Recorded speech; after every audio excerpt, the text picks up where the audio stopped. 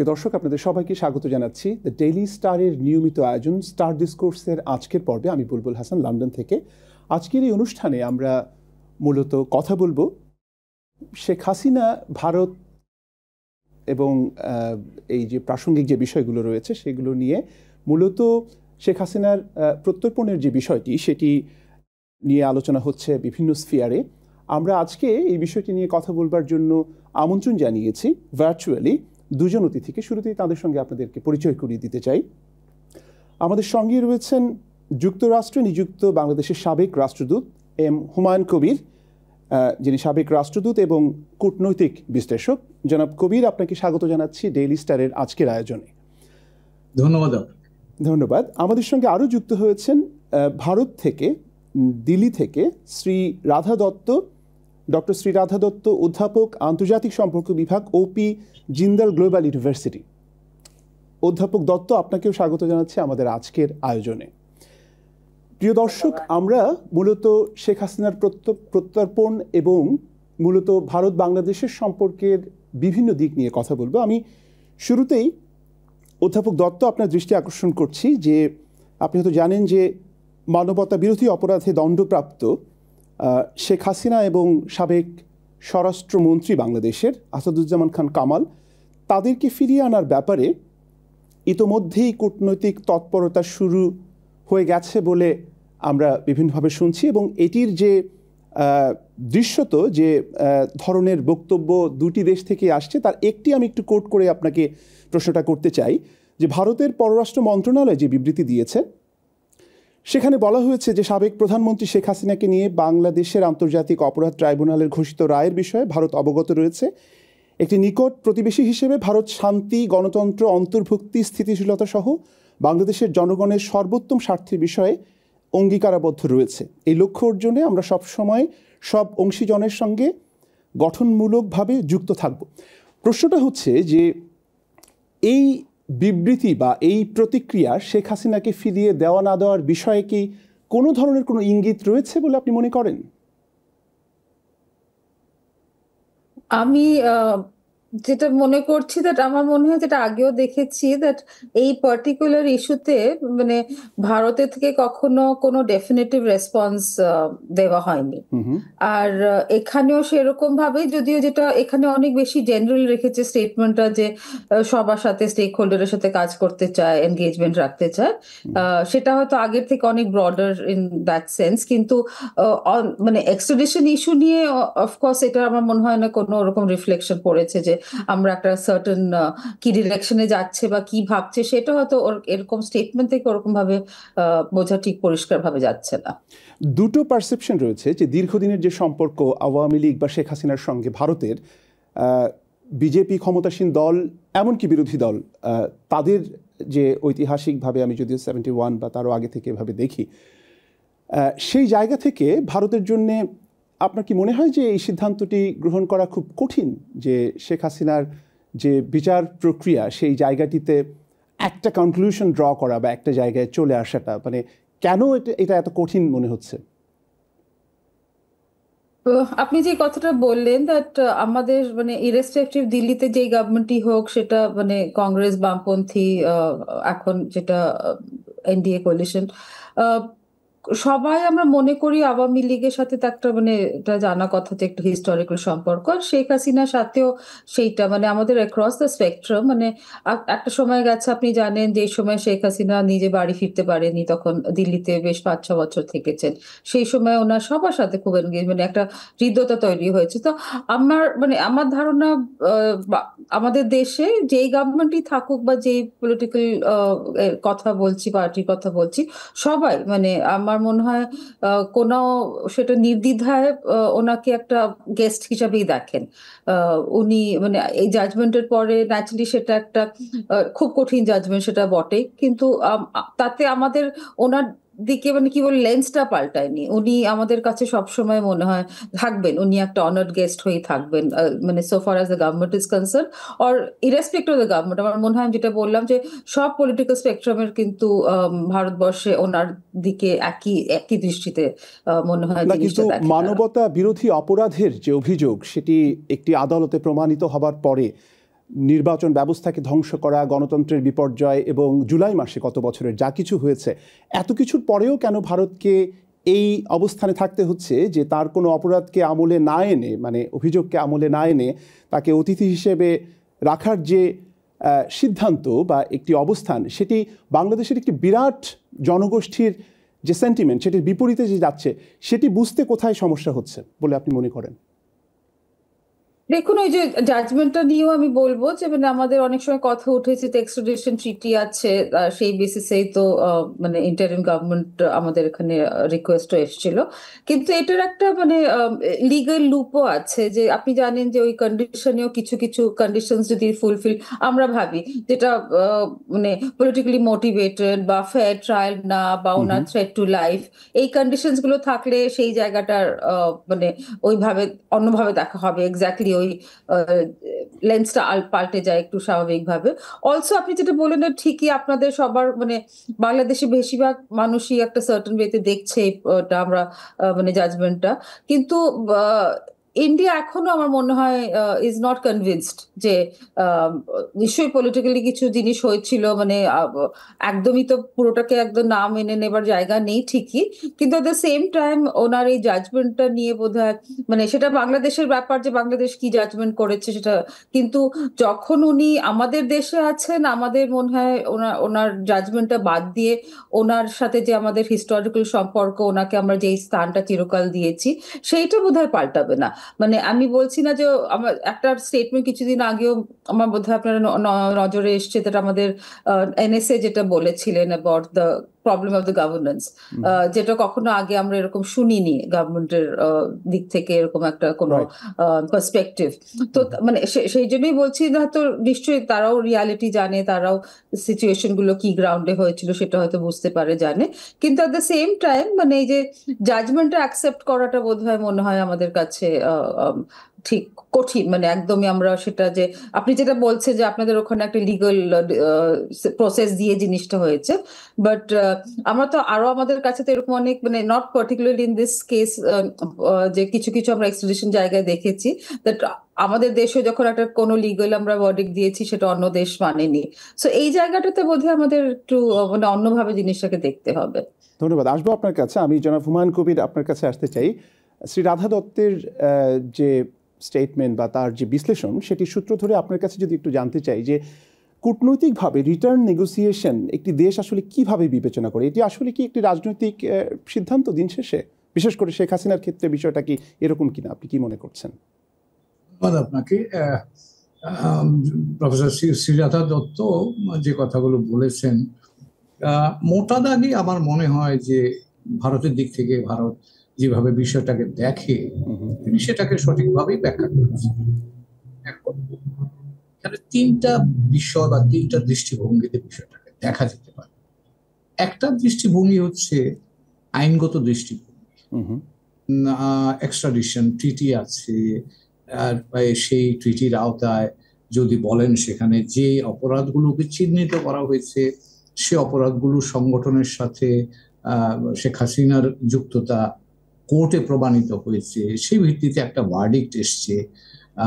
এখন এই লিগাল বিষয়টাতে এখানে কিছু ওই যে এক্সট্রাডিশন ট্রিটিতে যদি আমি ফেরত যাই, ওখানে কিন্তু দু একটা জায়গা ফাঁক ফোকর আছে। যেমন প্রফেসর শ্রীরাধা দত্ত যেটা বলছিলেন যে ওখানে গুড ফেথ এটা হয়েছে কিনা, তারপরে ধরুন এখানে তিনি গেলে সঠিক বিচার পাবেন কিনা, এগুলো কিছু কিছু, এবং এটা পলিটিক্যাল নেচার কিনা, এবং এটা তো পলিটিক্যাল নেচারও, কিন্তু যদিও বলা হয়েছে যে এখানে মার্ডার বা অ্যাবেটমেন্ট টু মার্ডার বা অন্যান্য জিনিসগুলো যদি হয় তাহলে সেখানে রাজনৈতিক কি বলা যায় যে সেফগার্ড যেটাকে তারা দিয়ে মানুষ বাঁচতে চায় সেটা সেখানে হয়তো ব্যবহৃত হবে না।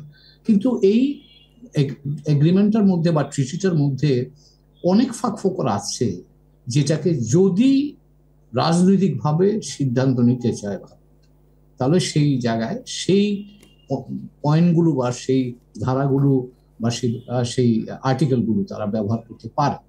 তো কাজেই এখানে একটা আইনগত বাধ্যবাধকতা আছে, কারণ যেহেতু এখন আইনের চোখে সিদ্ধান্ত হয়ে গেছে ইতিমধ্যেই, কাজেই চুক্তির আওতায় এই ট্রিটির আওতায় ভারতকে বাংলাদেশ অনুরোধ করলে ভারতের একটা আইনগত বাধ্যবাধকতা আছে। কিন্তু যেমনটা ডক্টর সিরাজা বললেন, আমিও ওনার সাথে একমত, সেটা হচ্ছে যে এই বিষয়টা আমরা কোনো একজন ব্যক্তির শুধু বলছি। এই যে এক্সট্রাডিশন ট্রিটিটার প্রিয়াম্বলে একটা কথা বলা আছে যে এটা ক্রাইমস অ্যান্ড টেরোরিজম, এই দুটো বিষয়কে মূলত অ্যাড্রেস করবার জন্য সেটা করা হয়েছে। এখন এখানে নতুন বা বাড়তি উপাদান যেটা আছে সেটা হচ্ছে পলিটিক্যাল একটা ইস্যু আছে, এবং যেটা ডক্টর সিরাজা বলছিলেন আমিও সেটা তার সাথে একমত, যে এখানে রাজনৈতিক সিদ্ধান্তের একটা বিষয় আছে। কারণ ভারতের এই সিদ্ধান্ত গ্রহণের একটা রাজনৈতিক কনসিকুয়েন্স হবে। কারণ শেখ হাসিনার সাথে বা বাংলাদেশে মুক্তিযুদ্ধ পরবর্তী সময় আওয়ামী লীগ দল হিসাবে তারা যখন ক্ষমতায় থেকেছে, ক্ষমতার বাইরে থেকেছে, ভারতের সাথে তাদের গত 5 দশকেরও বেশি সময় ধরে যে এক ধরনের বিশ্বাসযোগ্যতা তৈরি হয়েছে, সম্পর্ক তৈরি হয়েছে, এই সিদ্ধান্তটা কিন্তু তার পুরো সম্পর্কটাকে চ্যালেঞ্জ করবার একটা আশঙ্কা থাকছে। এখন এটা একটা কঠিন সিদ্ধান্ত ভারতের জন্য, যে রাজনৈতিকভাবে তারা এই সিদ্ধান্তে যাবে কি যাবে না। তবে এটা ঠিক যে ভারত বাংলাদেশ সম্পর্ক তো ব্যক্তির চাইতে বড়। এখানে দুই দেশের সম্পর্ক এবং ভারতের এবং বাংলাদেশের আমাদের যেহেতু পারস্পরিকতাটা আছে, আমরা এমন এক ভৌগোলিক অবস্থানে বাস করি যে একে অপরকে প্রয়োজন। তো কাজেই সেই জায়গায় কেউ কাউকে ছেড়ে আমরা থাকা কিন্তু মুশকিল আছে। তো কাজেই সেটাও আর একটা কম্পালশন ভারতের জন্য। এখন আপনি যেমনটা বলছিলেন, বাংলাদেশের মানুষ এখানকার প্রতিষ্ঠিত একটা আইনি ব্যবস্থার মধ্য দিয়ে একটা সিদ্ধান্ত এসছে। রাজনৈতিকভাবে আমরা জানি গত এক বছরের বেশি সময় ধরে বাংলাদেশে যে পরিবর্তন হয়েছে, সেই পরিবর্তনের প্রেক্ষাপটে জনপ্রত্যাশা একটা আছে এবং মানুষ চায় এই রায়টা কার্যকর হোক। তো কাজে এটা বাংলাদেশের মানুষের স্বার্থ। এবং ভারতের এই যে স্টেটমেন্টটা যেটা আপনি উল্লেখ করছিলেন, এটা কিন্তু খুব ম্যাচিওর স্টেটমেন্ট বলে আমার মনে হচ্ছে, এবং তারা কিন্তু একটা মেসেজও দিয়েছে। আপনি ডক্টর শ্রীরাধাকে জিজ্ঞেস করেছিলেন, এর মধ্যে একটা মেসেজও তারা দিয়েছে যে তারা বাংলাদেশের সকলের সাথে কাজ করতে আগ্রহী। কারণ এটাই বাস্তবতা, এটাই বাংলাদেশ ভারত বাস্তবতা, যে এখানে সরকারের ধরন যাই হোক, আমরা এমন একটা ভৌগোলিক অবস্থানে বাস করি, আমাদের স্বার্থ এমনভাবে একে অপরের সাথে জড়িত হয়ে আছে যেখানে আমাদের কাজ করে যেতে। কিন্তু জনাব কবির, এই জায়গাটিতে আমার একটু জানার ইচ্ছা যে বাংলাদেশের সঙ্গে কাজ করতে চায় ভারত, সম্পর্কটাকে স্বাভাবিক রাখতে চায়, কিন্তু বাংলাদেশে এখন যে অন্তর্বর্তী সরকার দায়িত্বে রয়েছে বা ফেব্রুয়ারিতে যে সরকার ক্ষমতায় আসবে, আমরা জানি না কোন সরকার ক্ষমতায় আসবে, এই সম্পর্কে একটা ভারসাম্য তৈরির ক্ষেত্রে শেখ হাসিনাকে ফেরত পাঠানোর বিষয়টি তো একটা ইম্পর্টেন্ট ফ্যাক্টর। তো সেই জায়গাটিকে একপাশে রেখে, মানে সেই বিষয়টিকে একপাশে রেখে সেই ভারসাম্যটি রক্ষা করা সম্ভব কিনা বাংলাদেশের সঙ্গে, সেটা একটু জানতে চাচ্ছি। এই সিদ্ধান্তটা একেবারে রাজনৈতিক পর্যায়ে নিতে হবে। It's a very difficult decision, but সেটা বাংলাদেশ এবং ভারত দুই দেশের নেতৃবৃন্দকেই এই সিদ্ধান্তটা নিতে হবে যে এটাকে আমরা কেন্দ্রে রাখবো না এটাকে পাশে রাখবো, কোন জিনিসটা আমার জন্য গুরুত্বপূর্ণ বেশি, শেখ হাসিনাকে ফেরত পাওয়া যে কোনো মূল্যে, অথবা ভারত বাংলাদেশ সম্পর্ককে স্বাভাবিকীকরণ। এটা রাজনৈতিক সিদ্ধান্ত। এখানে রাজনৈতিক প্রজ্ঞা বলেন, রাজনৈতিক বিবেচনা বলেন এবং রাজনৈতিক ব্যবস্থাপনাও তার সাথে জড়িত, তার উপর নির্ভর। ভারতের দিক থেকে আরো একটা, বাংলাদেশের দিক থেকেও দুই দেশের জন্য কৌশলগত একটা বিষয় আছে, এটা স্ট্র্যাটেজিক।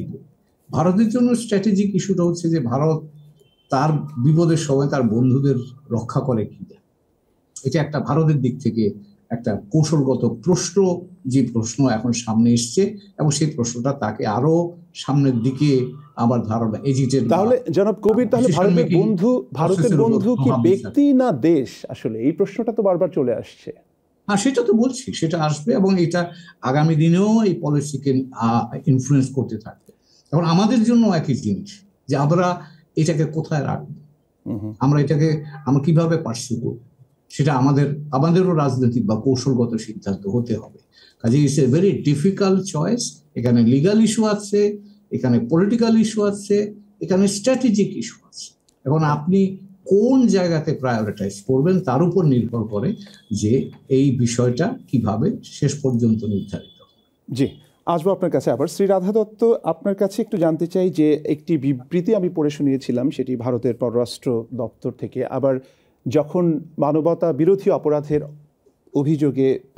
অভিযোগ প্রমাণিত হবার পরে যখন বাংলাদেশের পররাষ্ট্র মন্ত্রণালয় বিবৃতি দিয়েছে, সেখানে একটি কথা স্পষ্টভাবে বলা হয়েছে যে মানবতা বিরোধী অপরাধে দণ্ডপ্রাপ্ত এই ব্যক্তিদের দ্বিতীয় কোনো দেশ আশ্রয় দিলে তা হবে অত্যন্ত অবন্ধুসুলভ আচরণ এবং ন্যায় বিচারের প্রতি অবজ্ঞার শামিল।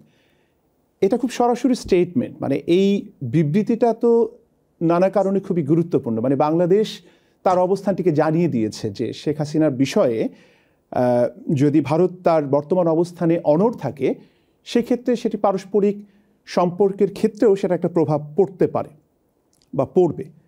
এই বিষয়ে কি আপনার কোনো পর্যবেক্ষণ আছে কিনা?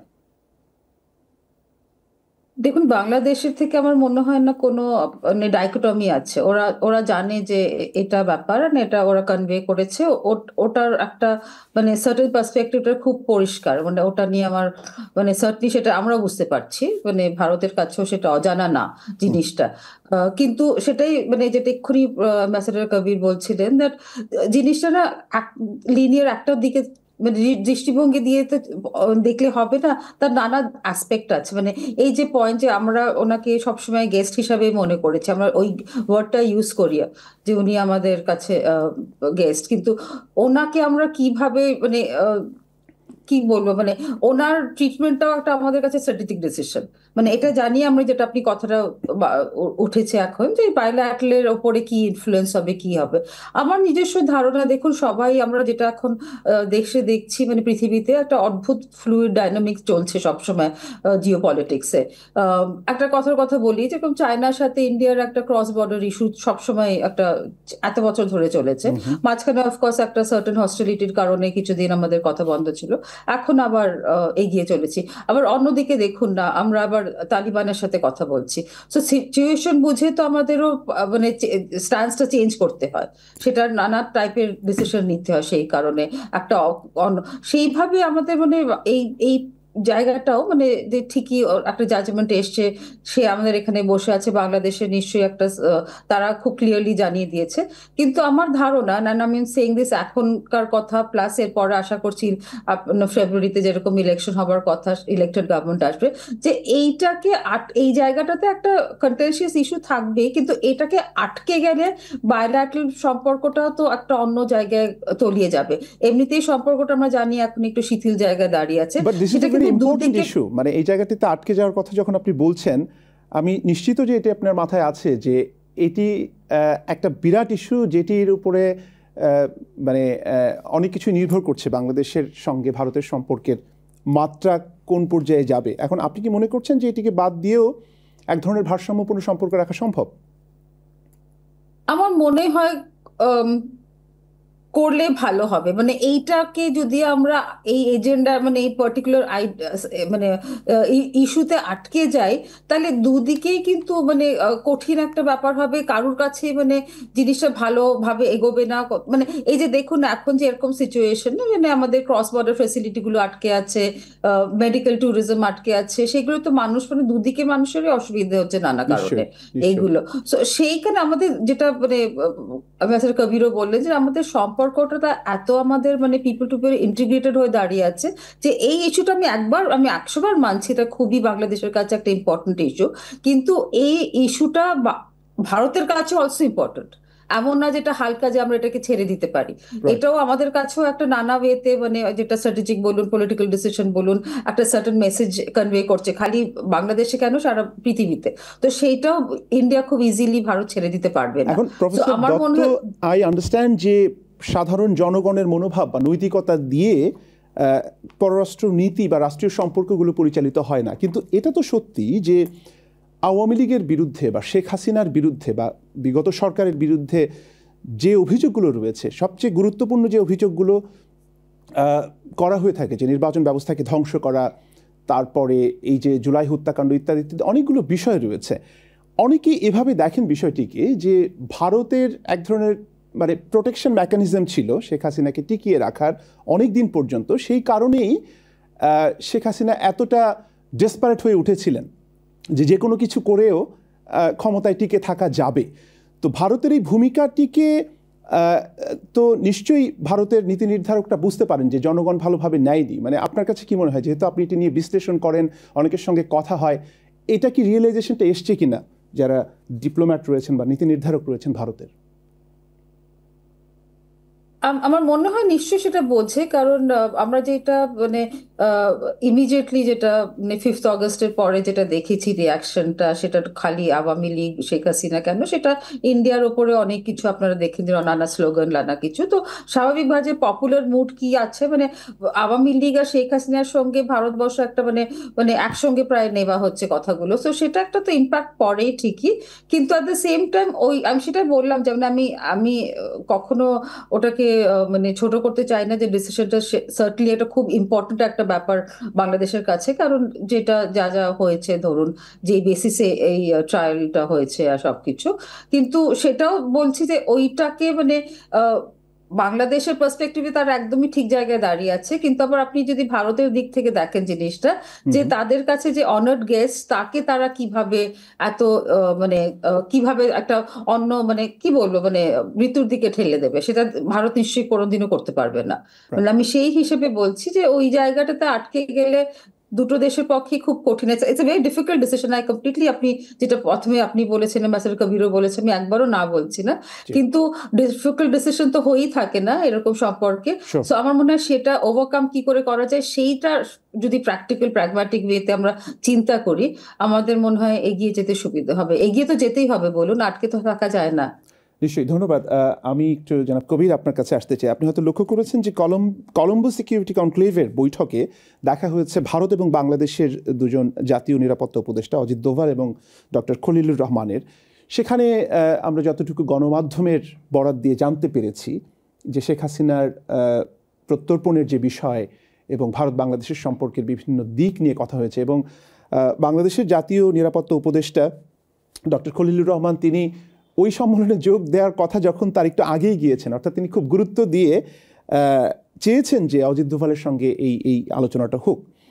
এখন অনেক কিছুই তো আলোচনায় আসে না, এবং একটা স্পেকুলেশন এরকম রয়েছে যে শুধুমাত্র শেখ হাসিনাকে ফিরিয়ে দেওয়া বা বাংলাদেশ ভারত সম্পর্কের বিষয় নয়, এটা একটা সেফ এক্সিটেরও আলোচনা হতে পারে। বিশেষ করে মইনু আহমেদ যে বইটি লিখেছেন, সেখানে আপনি জানেন যে 1/11-এর ওই সময়টাতে তার ভারত যাওয়া, প্রণব মুখার্জির সঙ্গে সাক্ষাৎ করা ইত্যাদি ইত্যাদি বিষয়ে সেফ এক্সিটের বিষয়টি অনেকে ওইভাবে রিলেট করার চেষ্টা করছেন।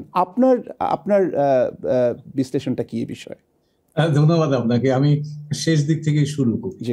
2007-08-এর বাস্তবতা এবং আজকের বাস্তবতা কিন্তু একেবারে ভিন্ন।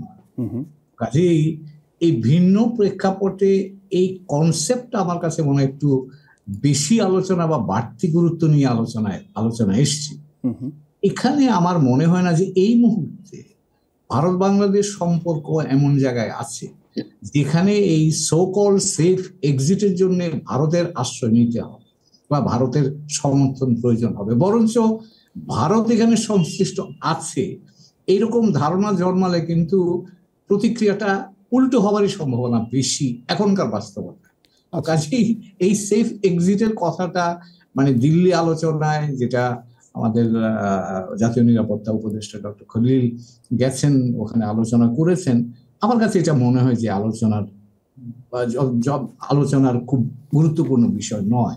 অন্যান্য যে বিষয়গুলোতে বলেছেন সেটা আমরা বেশি কিছু জানিনি, কিন্তু আন্দাজ যেটা করতে পারি সেটা এই বিষয়টা নিশ্চয়ই আসবে, কারণ যেহেতু সমসাময়িক গুরুত্বপূর্ণ বিষয় এবং বাংলাদেশের রাজনৈতিক প্রেক্ষাপট থেকে বাংলাদেশের জন্য শেখ হাসিনার প্রত্যাবর্তনটা খুবই একটা গুরুত্বপূর্ণ নাম্বার 1 আইটেম যদি প্লাস ইমোশন বলে আপনি যদি বলেন কালেকটিভ ইমোশন, সেই ইমোশনটাও কিন্তু এর সাথে জড়িত আছে বাংলাদেশে। কাজেই যে কোনো কমন সেন্সের দিক থেকে আমি বলবো যে বাংলাদেশের দিক থেকে এই দাবিটা তারা উত্থাপন করবে নিশ্চয়ই, যেহেতু এইরকম একটা গুরুত্বপূর্ণ পর্যায়ে আলোচনাটা হয়েছে। এখানে আমরা আমাদের দাবিগুলো তাদের সামনে যেগুলো গুরুত্বপূর্ণ মনে করি সেগুলো উপস্থাপন করব। আমি এটুকু বিশ্বাস করার কারণ আছে যে ভারতের দিক থেকেও ভারতেরও কিছু বক্তব্য আছে, সেটাও তারা উপস্থাপন করবে, এবং এর মধ্য দিয়েই আলোচনা কমন জায়গাটা বের করে আমরা সামনের দিকে এগিয়ে যাব। কাজেই এখানে এই আলোচনাটা প্রাথমিক, আমি বলবো যে ভারত বাংলাদেশ সম্পর্ক বা এই নীতিগত পর্যায়ে আলোচনা তো প্রায় আলোচনা হয়েছে আনুষ্ঠানিকভাবে, কিন্তু আলোচনাটা ঠিক যেভাবে সম্পর্ক স্বাভাবিকীকরণের দিকে যাওয়ার প্রয়োজন ছিল সেভাবে তো যায়নি, এটা তো আমরা মানছি।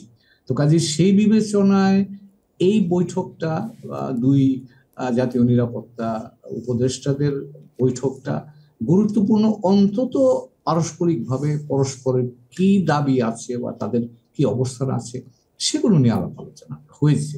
এবং আমাদের নিরাপত্তা উপদেষ্টা মহোদয়, আমরা পত্রিকার খবরেই জেনেছি, ভারতের নিরাপত্তা উপদেষ্টাকে বাংলাদেশ সফরের জন্য আমন্ত্রণ জানিয়েছেন। এটা কার্টিসি, কাজে সেটা আমি জানি না তিনি গ্রহণ করেছেন কিনা, কিন্তু এটা আমন্ত্রণ জানানো হয়েছে।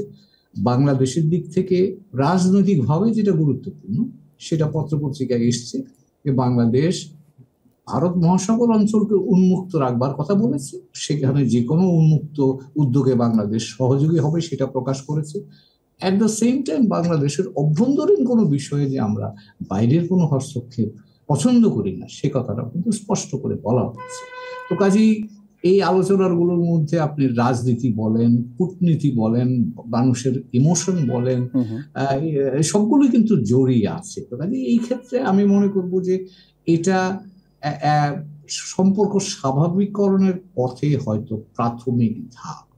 কোথায় গিয়ে এটা ঠেকবে, কতটা ফলাফল হবে, সেটা নির্ভর করবে অনেক কিছুর উপরে, বিশেষ করে সামনে নির্বাচন আছে। নিশ্চয়ই সুষ্ঠু নির্বাচন করে যদি আমরা একটা টেকসই গণতান্ত্রিক প্রক্রিয়ার দিকে যেতে পারি, তাহলে ভারত যেটা বলছে তখন আমরা ভারতের প্রত্যাশা, ভারত যেটা প্রত্যাশা করে সেরকম প্রত্যাশার জায়গাটাও পূরণ করবার মতো সুযোগ তৈরি হবে। তখন আমার রাজনৈতিকভাবে বক্তব্য দেওয়ার শক্তি বাড়বে। আমি জনসমর্থন নিয়ে যদি ক্ষমতায় যে দল আসবে তারা হয়তো আরো শক্তভাবে ভারতের সাথে কথা বলতে পারে। আমাদের যে বিষয়গুলো আছে, যে বিষয়গুলো নিয়ে আগে আলোচনা হয়েছে, এখন হয়তো সেগুলোর ব্যাপারে প্রায়োরিটি চেঞ্জ হবে কিছুটা, সেই জায়গাগুলো নিয়ে কথা বলা যাবে। তো কাজে আমাদের সামনের কয়েক মাস গুরুত্বপূর্ণ আমাদের জন্য, এবং আমার ধারণা ভারত বাংলাদেশ সম্পর্কের ক্ষেত্রেও এই আগামী কয়েকটা মাস খুবই গুরুত্বপূর্ণ হবে। এটা দুই দেশের জন্য, দুই দেশের জন্য ইকুয়ালি। জনাব কবির, আপনি নিশ্চয়ই লক্ষ্য করেছেন যে আন্তর্জাতিক যে গণমাধ্যমগুলো রয়েছে বা বাংলাদেশের বা সাউথ এশিয়ান যে মিডিয়া আউটলেটগুলো রয়েছে, শেখ হাসিনার প্রত্যর্পণের যে বিষয়টি সেটিকে নানাভাবে ব্যাখ্যা করা হচ্ছে। একটা হচ্ছে যে অনেকে এভাবে প্রেডিক্ট করছেন বা বিশ্লেষণ করার চেষ্টা করছেন যে এই যে সম্পর্কের কথা বলা হচ্ছে, আমরা আজকের এই আলোচনা এতক্ষণ ধরে বললাম, সেই সম্পর্কের কারণে, ঐতিহাসিক সম্পর্কের কারণে ভারত এই প্রত্যর্পণের কাজটি করবে না। আরেকটি স্পেকুলেশন আছে যে হয়তো বাংলাদেশের দিক থেকে চাপটি বাড়লে এই যে শেখ হাসিনা ভারতে বসে যে বিভিন্ন ধরনের রাজনৈতিক বক্তব্য দিচ্ছেন, বিবৃতি দিচ্ছেন, যোগাযোগ রাখছেন এবং বিভিন্ন ধরনের মানে কি বলবো যে অনেকের ভাষায় উস্কানিমূলক কথাবার্তা আসছে, সেই জায়গাটিতে হয়তো এক ধরনের এমবার্গো আসতে পারে যে এটি করা যাবে না এখানে বসে। অথবা আরেকটি বিশ্লেষণও আমি দেখলাম যে হয়েছে এরকম যে তৃতীয় কোনো একটি দেশে তাকে ফেরত পাঠাবার বিষয়ে হয়তো একটা উদ্যোগ নেওয়া যেতে পারে। তো এই সম্ভাবনাগুলোকে আপনি কিভাবে দেখছেন? মানে তিনটে উপাদান কাজ করবে এবং এগুলি পারস্পরিক ভাবে একে অপরের সাথে ইন্টারেক্ট করতে থাকবে। নাম্বার ওয়ান হচ্ছে শেখ হাসিনা নিজে, উনি কি সিদ্ধান্ত নেন। তিনি যদি সিদ্ধান্ত নেন যে তিনি ভারতে থাকবেন না, অন্য কোনো দেশে যাবেন, এবং সেই ক্ষেত্রে যদি ভারত তাকে সহায়তা করে বা ভারত যদি তার সিদ্ধান্তে বাধা না দেয়, তাহলে আপনি যেটা বললেন তৃতীয় কোনো দেশে যাওয়ার একটা সম্ভাবনা থাকতে পারে। এটা এক নম্বর। দু নম্বর হচ্ছে বাংলাদেশ সরকারের দিক থেকে বাংলাদেশ সরকার কন্টিনিউয়াসলি প্রেশারটা মাউন্ট করতে থাকতে পারে ভারত সরকারের উপর, যাতে তাকে প্রত্যাবাসন করে। এবং সেই ধরনের চাপ থাকলে তখন একটা জায়গায় ভারত, যেটা প্রফেসর শ্রীরাধা দত্ত বললেন, ভারতের দিক থেকে অনেকগুলো কনস্ট্রেইনস আছে, যেটা বললাম একটা উনি বলেছেন, আমিও বলছি, একটা কৌশলগত কনস্ট্রেইনট আছে। তার অর্থ হচ্ছে যে ভারত বন্ধুকে রক্ষা করতে পারে না, এই ধারণাটা যদি বাইরে যায়, সেটা ভারতের জন্য, ভারত একটা আমি বলবো অ্যাসপায়ারিং পাওয়ার হিসাবে তারা নিজেদেরকে দেখে। তো কাজে সেখানে ভারতের এই ভাবমূর্তিটা ক্ষতিগ্রস্ত হবে যে ভারত বলে কিন্তু রক্ষা করতে পারে না। পলিটিক্যালি একটা ভারতের অভ্যন্তরে কিন্তু একটা পলিটিক্যাল ইস্যু আছে, আমাদের যেমন আছে তাদেরও আছে। ভারতের আওয়ামী লীগ বা শেখ হাসিনা, ভারতের যেটা প্রফেসর সুজাতা দত্ত বললেন সঠিক, অ্যাক্রস দ্য বোর্ড কিন্তু একটা সহানুভূতিশীল মনোভাব আছে।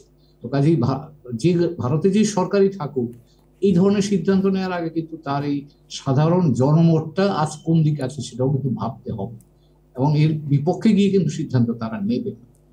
আপনি এখানে এই তিনটা উপাদান কিভাবে ইন্টারেক্ট করবে একটা আরেকটার সাথে, এবং তার মধ্য দিয়ে একটা কমন জায়গা বের করা যায় কিনা যেখানে আমরা আমাদের দাবি যেটা সেটা উত্থাপন করে যাব।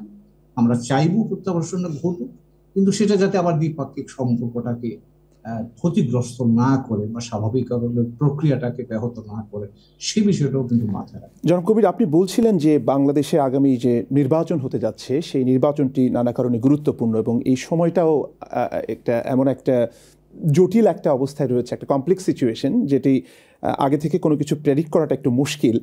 হ্যাভিং সেড দ্যাট, আমরা একটু জানতে চাচ্ছি যে বাংলাদেশের নতুন সরকার ক্ষমতায় যখন আসবে, আপনার কাছে কি মনে হয় যে ভারত শেখ হাসিনা প্রশ্নে যে অবস্থানটি ধরে রেখেছে সেটি থেকে সরে আসার একটা সম্ভাবনা তৈরি হতে পারে? সম্ভাবনা কম, কিন্তু আগামী সরকারের চেহারাটা কেমন হবে, তার গণভিত্তি কতখানি শক্তিশালী হবে, তার উপরও কিন্তু ভারত কিভাবে ভবিষ্যৎ সরকারের সাথে ইন্টারেক্ট করবে সেটা নির্ভর করবে। তো কাজেই সেই ক্ষেত্রে এখানে তো অনেকগুলো, মানে এটা একটা যদি আমি স্পেকট্রাম ধরি, তাহলে সেই স্পেকট্রামের একটা অংশে আছে শেখ হাসিনাকে ফেরত দেয়া, আরেকটা স্পেকট্রামে আছে যে এর ভারত বাংলাদেশ সম্পর্কটা কোথায় থাকবে সেটা। তো এই স্পেকট্রামের পুরো স্পেকট্রামটার মধ্যে কোন জায়গাতে আমরা একটা ইকুইলিব্রিয়াম পাবো সেটা নির্ভর করবে নির্বাচনের ফলাফল, ভবিষ্যৎ সরকার, তার পেছনে কতটা জনসমর্থন আছে, তারা কতটা কূটনৈতিকভাবে দক্ষতা দেখাতে পারে, তার উপর নির্ভর করবে যে এই বিষয়টা কি আমরা যেভাবে চাই সেভাবে সমাধান হবে নাকি অন্য কোনো অল্টারনেটিভ বিবেচনা করতে থাকবে। ধন্যবাদ। আসবো আপনার কাছে অধ্যাপক দত্ত, আপনার কাছে একটু আসতে চাই যে এই প্রশ্নটা কি অনিবার্যভাবে চলে আসে কিনা, যে ভারত কি এখনো মনে করছে যে শেখ হাসিনাকে ধরে রাখাটা তাদের নিরাপত্তা এবং আঞ্চলিক প্রভাব বিস্তারের জন্য লাভজনক হবে? লাভের দিক থেকে আমার মনে হয় এটা মানে commitment for friendship for loyalty, সেটা মানে ওইভাবে দেখছে ওনারা। মানে উনি তো নিশ্চয়ই আমাদের বন্ধু ছিলেন, বাট এটাও আপনি একটা পয়েন্ট ঠিকই বলেছেন, দ্যাট খালি কি ইন্ডিভিজুয়ালের ওপরে এটা ভিত্তিক, কিন্তু আমাদের তো state to state, nation to নেশনের সম্পর্কটা খুবই সুন্দর ছিল একসময়। সম্পর্ক এত বছরের সম্পর্ক, এটা তো আজকের সম্পর্ক না। But at the same time মানে সেটা ওটার জায়গায় আছে। আমরা বারবার নানা জায়গা থেকে আমরা শুনেছি ভারতবর্ষে বলুন, বাংলাদেশ আমাদের কাছে খুবই কাছের একটা দেশ, তার সাথে আমরা ভালো করে কাজ করতে চাই, যেই কারণে অনেক কিছু কাজ করার ইচ্ছেও রাখি। But at the same time মানে এই জায়গাটাতে আমার মনে হয় না কোনো ভারতের কখনো মানে ইমিডিয়েট কনটেক্সট আমি চেঞ্জ কিছু দেখতে পাচ্ছি না। মানে ওদের যে পার্সপেক্টিভটা সেটা এখন ইন্টারিমই হোক বা ইলেক্টেড গভর্নমেন্টই আসুক, মানে ওটা যে একদমই বদলে যাবে বা অন্যরকম ভাবে যাবে সেটা আমি তো এখন বড্ড টু আর্লি টু সে, কারণ ইলেক্টেড গভর্নমেন্ট আসলে যেটা অ্যাম্বাসেডর কবির বললেন, দ্যাট তারা কিভাবে জিনিসটাকে আবার প্রেস করে, কিভাবে এটা নিয়ে কথাবার্তা এগোয়। বাট আমি যেটা দেখতে পাচ্ছি, যতটা মনে হয়, দ্যাট আমার মনে হয় না ভারত তার পজিশন থেকে চেঞ্জ হবে ইন দিস পার্সপেক্টিভ। কিন্তু অ্যাট দ্য সেম টাইম যেটা স্টেটমেন্টেও আপনি যেটা পড়ে শোনালেন প্রথমে, খুব ক্লিয়ারলি বোঝানো যাচ্ছে দ্যাট ইন্ডিয়া মানে খুবই চাইছে বাংলাদেশে মানে গভর্নমেন্টের সাথে কাজ করতে। আর ইলেকশনের পরে আশা করছি সেই জায়গাটা মানে কোনো দিকে মানে এটা নিয়ে কোনো ডাউট থাকবে না যে বাংলাদেশ আর ইন্ডিয়া একসঙ্গে কাজ করতে পারে বা কাজ করতে চাইছে। এখন এইটাই সেটা বললাম যে এই ইস্যুটাকে কতটা প্রায়োরিটি দেওয়া হবে, এই ইস্যুটার উপর কি সবকিছুই নির্ভর করা হবে, না আমি যেটা বললাম যে আমরা অনেক জায়গায় দেখেছি আমাদেরকে প্র্যাগম্যাটিক হতে হয়েছে। মানে ইন্ডিয়াকে আপনি দেখুন না, ইউএস বলুন, নানা দেশের সাথে যেইভাবে চেঞ্জিং ডাইনামিক্স হয়েছে, যে আমাদের with the times we have to move our position. তো সেই হিসাবে এটা অফকোর্স ইম্পর্টেন্ট প্রায়োরিটি, যেই গভর্নমেন্টই থাকুক, ইন্টারিম বলুন ইলেক্টেড গভর্নমেন্ট বলুন, কিন্তু সেটার উপর পুরোটা যদি নির্ভর করে সম্পর্কটা, তাহলে কি দু দেশের পক্ষে সেটা ভালো? নিশ্চয়ই না। তো আমার মনে হয় দুদিকের লিডারই প্র্যাগম্যাটিক, আর তারা মানে এইগুলো নিয়ে অনেক বছর ধরে কাজ করেছে। যেই গভর্নমেন্টই আসুক, আমার মনে হয় একটা সার্টেন নোয়ান্সড ওয়েতে জিনিসটাকে দেখবে, মানে দিস অর নট দ্যাট করে না দেখে একটা, ঠিক আছে এটা এটা একটা ডিফিকাল্ট জায়গা, একটা বায়োল্যাটারাল ইস্যু, কিন্তু আমাদের অন্য জায়গাগুলো ফোকাস দিই না, মানে হয়তো ওইভাবে জিনিসটাকে দেখা হবে। খুবই প্রাসঙ্গিকভাবে জানতে চাই যে ভারতের যে অভ্যন্তরীণ রাজনীতি, সেখানে এই শেখ হাসিনার ইস্যুটি কতটুকু গুরুত্বপূর্ণ? মানে আমরা প্রধানমন্ত্রী নরেন্দ্র মোদীর অবস্থানটি জানি, কিন্তু আবার একই সঙ্গে এটিও দেখতে পাচ্ছি যে বিভিন্ন রাজ্যে যারা নেতা রয়েছেন তারা অনেকেই মন্তব্য করেছেন, প্রকাশ্যে মন্তব্য করেছেন যে শেখ হাসিনাকে বাংলাদেশে ফেরত পাঠানো উচিত। যদি আমাদেরকে একটু বলেন যে ইন্টারনাল যে ডায়নামিক্স ভারতের রাজনীতিতে, সেখানে শেখ হাসিনা ফ্যাক্টরটা কীরকম? আচ্ছা, সরি, আমি সেটা বোধহয় মিস করে গেছি যে আমাদের ডোমেস্টিক এরকমও অন্য কোথাও থেকে হয়েছে। বাট আমার নিজস্ব ধারণা, তখন বাংলাদেশের সম্পর্কে যেটা আমাদের ফেডারেল পলিটিক্সে হয়, মানে ধরুন শ্রীলঙ্কার ব্যাপারে তামিলনাড়ুর একটা সার্টেন লার্জার ইনফ্লুয়েন্স হয়, ওয়েস্ট বেঙ্গলের সাথেও আমরা বাংলাদেশের সাথে আমরা জানি ওদের মানে চিন্তাধারাটা একটা পার্সপেক্টিভ আমরা সেন্টারে সবসময় গ্রহণ করা হয়। তো আমার ধারণা ওয়েস্ট বেঙ্গলে কিন্তু on this particular issue West Bengal কিন্তু কখনোই অন্যভাবে দেখবে না শেখ হাসিনার এই ইস্যুটাকে, যেটা সেন্টার ভাবছে সেইভাবেই দেখবে। আর অন্য কোথাও থেকে যদি কোনো গভর্নমেন্ট কোনো লিডার বলে থাকে, আমি সেটা খেয়াল করি। সরি, লাস্ট কদিন আসলে আমি মানে সকাল বিকাল এখন এক্সাম চলছে, সেই কারণে ব্যস্ততাটা একটু বেশি, কিন্তু সেটা আমার নজরে আসেনি। বাট আমাদের অফকোর্স ফেডারেল পলিটিক্সে আপনারা দেখেছেন সবসময় অফেন স্টেট লিডার্স কন্ট্রাডিক্ট করে থাকে সেন্টারের পজিশনটা। বাট আমার ধারণা ওয়েস্ট বেঙ্গল আর নিউ দিল্লি কিন্তু এই পার্সপেক্টিভে একজন এক জায়গায় দাঁড়িয়ে আছে। আওয়ামী লীগের একটা বিরাট অংশ, মানে নেতাকর্মীদের একটা বিরাট অংশ, তারা ভারতে অবস্থান করছেন এবং তাদের রাজনৈতিক কর্মকাণ্ড আমরা দেখছি যে রাজনৈতিক অফিস করা হয়েছে, এরকম সংবাদ পত্রিকায় এসছে। তো এই বিষয়গুলোকে যদি আপনি একটু রিভার্স ওয়েতে চিন্তা করেন, যে ভারতে এরকম একটা ঘটনা ঘটেছে, ভারতের কিছু মানুষ কি বাংলাদেশে আশ্রয় নিয়েছে এবং বাংলাদেশে বসে ভারতের এক্সিস্টিং একটা গভর্নমেন্টের বিরুদ্ধে, সেটা হোক অন্তর্বর্তী সরকার, তাদের বিরুদ্ধে নানা ধরনের কর্মকাণ্ড চালাচ্ছে, সেটা কি ভারত ভালোভাবে নিত? না, নিত না। আমি এটা মানে খুবই মানে এটা নিয়ে কোনো দ্বিমত নেই, এটা নিত না। সেক্ষেত্রে ভারত কোন বিষয়গুলোকে অ্যালাউ করছে? দেখুন, যে অফিস খুলেছে এই ব্যাপারটা নিউজ পেপার বা মিডিয়াতে দেখেছি ঠিকই, বাট আমি এটাও মানে আর্গিউ করি দ্যাট একটা অফিস মানে এই তো মানে ধরুন না, মানে আমরা নিজেদের ঘরে বসে, কেউ ঢাকায় বসে আছে, কেউ দিল্লিতে, আপনি লন্ডনে, আমরা তো কাজ করছি। সো এরকম করে আজকালকার অফিস খোলাটা খুবই ইজি, মানে একটা কম্পিউটার নিয়ে, একটা ইন্টারনেট লাইন নিয়ে তো অফিস করা যায়, তাই না? সো বাট আমার ধারণা যে গভর্নমেন্ট মানে ভারতবর্ষ নিশ্চয়ই কোনো আওয়ামী লীগ মেম্বার বা কাউকে বলেনি যে আপনারা, আমি একটা জায়গা করে দিচ্ছি, আপনাকে জায়গা দিচ্ছি, আপনি অফিস করুন, সেটা না। কিন্তু আপনারা দেখেছেন যে কিভাবে মিডিয়াকেও ইউজ করা হয়, দুদিকে, আপনাদের ওখানেও হচ্ছে, আমাদের এখানেও হচ্ছে। তো সেটা একটা অন্য জায়গা। But at the same time আপনি যেটা বলছেন দ্যাট আওয়ামী লীগের নানা, আমরা এটা নোন ফ্যাক্ট, অনেক নেতাকর্মী অবৈধভাবে প্রবেশ করেছেন এরকম অভিযোগ রয়েছে এবং তাদেরকে ভারত এক ধরনের শেল্টার দিয়েছে। তো সেটাকেও আপনি মনে করেন যে জাস্টিফাইড? এটা নিয়ে আমি মানে আমার একটা অন্য পয়েন্ট অফ ভিউ আছে ঠিকই, কিন্তু আমার মনে হয় যেভাবে গভর্নমেন্ট দেখে, মানে ভারতবর্ষ যেটাকে দেখে, যে হ্যাঁ, আমরা যেটা আমি বললাম যে আওয়ামীর সঙ্গে পুরনো সম্পর্ক, হিস্টোরিক্যাল সম্পর্ক, একটা লয়্যালটির একটা ফ্যাক্টর আছে, সেটা মানে India will want to always মানে কি বলবো, মানে prove that test for loyalty, যে সেই লয়্যালটির জায়গাটা ধরেই তারা এই বিরকম ডিসিশন নিয়েছে বা নেয়নি। সো সেই হিসেবটা, সেটা অফকোর্স মানে যারা মানে আমরা যেটা অ্যানালাইজ করি, আমার একটা অন্যরকম পয়েন্ট অফ ভিউ আছে এটা নিয়ে হয়তো। কিন্তু আমি যদি বলি যে গভর্নমেন্ট কিভাবে দেখছে, যে তারা মনে করে এটা তাদের মানে this was expected of them, যে কারণ আমরা যে সাপোর্টটা পেয়েছি বা হেল্প পেয়েছি, বা আমাদের যেটা বললাম ঐতিহাসিক একটা সম্পর্ক, সেটা একদিনের তো সম্পর্ক না, সেটা কি করে আমরা ভুলে যাব। তো সেই জায়গাটা টেস্ট অফ লয়্যালটি হিসেবে ইন্ডিয়া যা করার করেছে। ধন্যবাদ। আমি অনুষ্ঠান একেবারে শেষ পর্যায়ে, আমি জনাব কবির আপনার কাছে একটা একেবারেই ভিন্ন বিষয়, কিন্তু আমার কাছে মনে হয় যে এটিকে খুব আলাদা করার সুযোগ নেই। সেটি হচ্ছে যে যদিও আপনি যে জেনারেশনকে রিপ্রেজেন্ট করেন সেখানে সোশ্যাল মিডিয়ার যে পরিবর্তনগুলো বা সোশ্যাল মিডিয়ার যে প্রবাহ, সেটি আমি ঠিক জানি না যে আপনি আসলে কতটুকু ফলো করেন, কিন্তু আমরা দেখতে পাই যে সোশ্যাল মিডিয়াতে ভারত বাংলাদেশের সম্পর্কের ক্ষেত্রে একটা ভীষণ তিক্ত একটা অবস্থা তৈরি হয়েছে। এখন রাষ্ট্রের সঙ্গে রাষ্ট্রের যে সম্পর্ক সেটা তো একটা জায়গায় নির্ধারিত হয়, কিন্তু ভারতের বা এই উপমহাদেশের মানুষের যে এক ধরনের সহিষ্ণুতা বা একটা সহনশীল অবস্থান, সেটি স্পষ্টতই ভারত বাংলাদেশ সম্পর্কের ক্ষেত্রে মানুষের যে দূরত্বটা হয়েছে এটা অনেকটাই পীড়াদায়ক, মানে এটা প্রত্যাশিত নয়।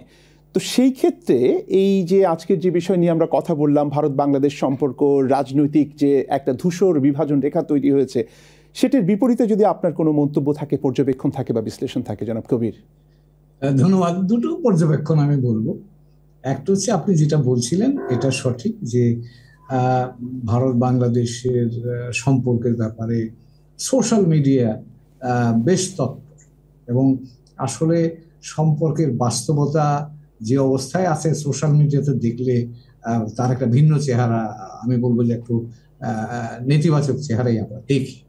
এটা একটা বিষয়, এবং এটা সোশ্যাল মিডিয়ার সাম্প্রতিক উত্থান বা ব্যবহার যদি বলেন, সেই পয়েন্ট অফ ভিউ থেকে আমরা মনে করি এটা গুরুত্বপূর্ণ, এবং ইট উইল কন্টিনিউ।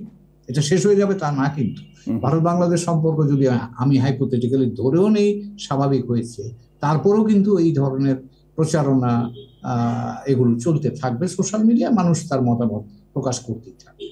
আরেকটা জায়গাতে নতুন উপাদান যেটা আমার কাছে মনে হয়েছে, আমি ভারতে কাজ করেছি, প্রফেসর শ্রীরাধা দত্ত তো বাংলাদেশে আসেন, তিনিও ভারত বাংলাদেশ নিয়ে বহুকাল ধরে কাজ করেন। সাম্প্রতিককালে আমার কাছে মনে হয় যে ভারত বাংলাদেশ সম্পর্কের ব্যাপারে নাগরিক সমাজের একটা বাড়তি সক্রিয়তা আমি লক্ষ্য করছি। আপনি লক্ষ্য করবেন চাঁপাইনবাবগঞ্জে গত কয়েক মাস আগে সীমান্তে যখন সীমান্ত বেড়া দেওয়া হচ্ছিল বা ভারতের দিক থেকে একটা উদ্যোগ নেওয়া হয়েছিল, দুই দেশের মানুষ কিন্তু সীমান্তে মানুষ গিয়ে লাঠালাঠি করবার জন্য তৈরি হয়ে গিয়েছিল। তো এর অর্থ আমরা বাংলাদেশের গত জুলাই গণ অভ্যুত্থানের পরবর্তী যে সক্রিয়তা দেখতে পাচ্ছি, সেই সক্রিয়তার খানিকটা কিন্তু ইঙ্গিত বা চেহারা আমরা এই দুই দেশের পররাষ্ট্র নীতির ক্ষেত্রে কিন্তু আমরা দেখতে পাচ্ছি, এটা আগে কিন্তু ছিল না। তো কাজেই এখন ভবিষ্যতে বাংলাদেশ ভারত সম্পর্ক কেমন হবে, এবং সেটা আমরা বাংলাদেশের অভ্যন্তরীণ ভাবে একটা ট্রানজিশনের মধ্য দিয়ে যাচ্ছি। এটাও মনে রাখতে হবে যে গত 15 বছর অভিজ্ঞতা বলেন বা গত 54 বছর অভিজ্ঞতা বলেন, ভারত বাংলাদেশ সম্পর্কটার মধ্যেও কিন্তু এক ধরনের ট্রানজিশন এখন এসে হাজির হচ্ছে, এবং আমার ব্যক্তিগত ধারণা যে এখানে সম্পর্ককে রিসেট করার একটা প্রয়োজনীয়তা হয়তো আসবে।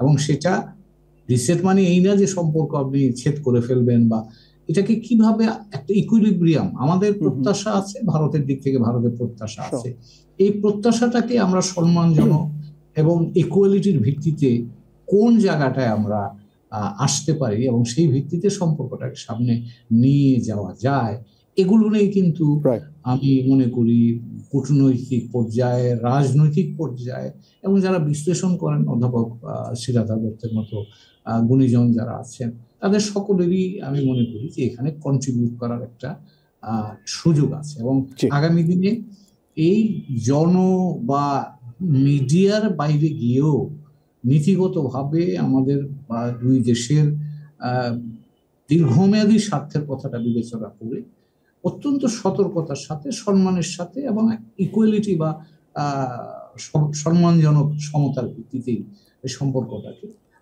রিসেট করা বা পুনর্বিন্যাস করার কাজটা করা যেতে পারে। অনেক ধন্যবাদ, এবং এটা অসম্ভব কিছু। অনেক ধন্যবাদ জনাব কবির। অন দ্যাট পয়েন্ট আমি প্রফেসর দত্ত আপনার কনক্লুডিং রিমার্ক জানতে চাই। সোশ্যাল মিডিয়া দুদিকে দেখুন, সোশ্যাল মিডিয়া তো বেশিরভাগটাই দেখি অল্প বয়সীরা, খুবই মোটিভ চারিদিকে আপনারা দেখেছেন, মানে খুবই খারাপ লাগে দেখতে। কারণ আমার মনে হয় অনেক ইগনোরেন্সের জায়গা থেকে, আমাদের দেশেও তাই আপনাদের ওখানেও তাই, যে কথাগুলো বলা হয় খুবই কঠিন, খুবই অনেক সময় খুব ইনকারেক্ট পার্সপেক্টিভ গুলো। আর আমার যেটা ধারণা, মেসেজ কবির এত সুন্দর করে বললেন সম্পর্কটার ব্যাপারে, যেটা একদমই দরকার, ফ্রেশ লুক দরকার আমাদের গতানুগতিক যে একটা হিস্টোরিক্যাল পার্সপেক্টিভ ধরে ধরে চলেছি সেটা বাদ দিয়ে আমি যেটা বিশ্বাস করি তাই দুদিকে ইনফ্যাক্ট আমরা একটা চেষ্টাও করছিলাম, তার মধ্যে এত কিছু চেঞ্জ হয়ে গেল যে ইউথ এনগেজমেন্ট এখন যেটা হয়েছে আমার জেনারেশন অব্দি, আমরা না 71-এর গল্প শুনে বড় হয়েছি। 71 আমাদের কাছে একটা বিরাট একটা ব্যাপার ছিল, যেটা আপনাদের দেশে অফকোর্স, আমাদের দেশে যে অল্প বয়সীরা এখন, আপনাদের দেশেও তারা এখন অ্যাসপিরেশনটা তাদের অনেক বেড়ে গেছে। তারা অন্য দেশ দেখছে, অন্য দেশের কি কি হচ্ছে, কিন্তু দু দেশের মধ্যে যে ডেভেলপমেন্ট গুলো ভালো দিকের কথা বলছি, যে টেকনোলজিক্যাল অ্যাডভান্সমেন্ট ধরুন, আমাদের যে স্পেস টেকনোলজি বলুন, যা আপনাদের ওখানে এত কিছু হচ্ছে, আমাদের কিন্তু ইউথরা কারোর দুজনের দিকে খবর রাখছে না, তারা খারাপ দিকটার উপর নজর করছে খালি। কিন্তু আমার যেটা একটা প্রচেষ্টা ছিল, সেটা আশা করছি আবার গভর্নমেন্ট, ইলেক্টেড গভর্নমেন্ট আসলে জিনিসটা এগোতে পারবো, যে কি করে অল্প বয়সীদের, মানে যারা দেখতে পারে যে দুজনের সঙ্গে কাজ করে কি করে তাদের দুজনের ভালো হতে পারে, সেই জায়গাটা বোধহয় হারিয়ে গেছে। মানে যে জেনারেশনটা আমরা এতদিন কাজ করেছি, আমাদের একটা অ্যাওয়ারনেস ছিল অ্যাবাউট ইচ আদার, কিন্তু অল্প মানে ইউথ এনগেজমেন্টটা একদমই করা হয়নি। মানে আমাদের কত না কত পিপল টু পিপল মুভমেন্ট হয়, তারা আসছে, মেডিকেল ট্যুরিজম সেইগুলো অন্য জায়গায়, কিন্তু এই যে সোশ্যাল মিডিয়াটা যারা বেশি অ্যাক্টিভ, তারা তো এই অল্প বয়সীরা, জেনজি বলুন বা মিলিয়ন বলুন, তাদের কিন্তু তারা ইন্ডিয়ার একটা দিকে খালি নজর করছে।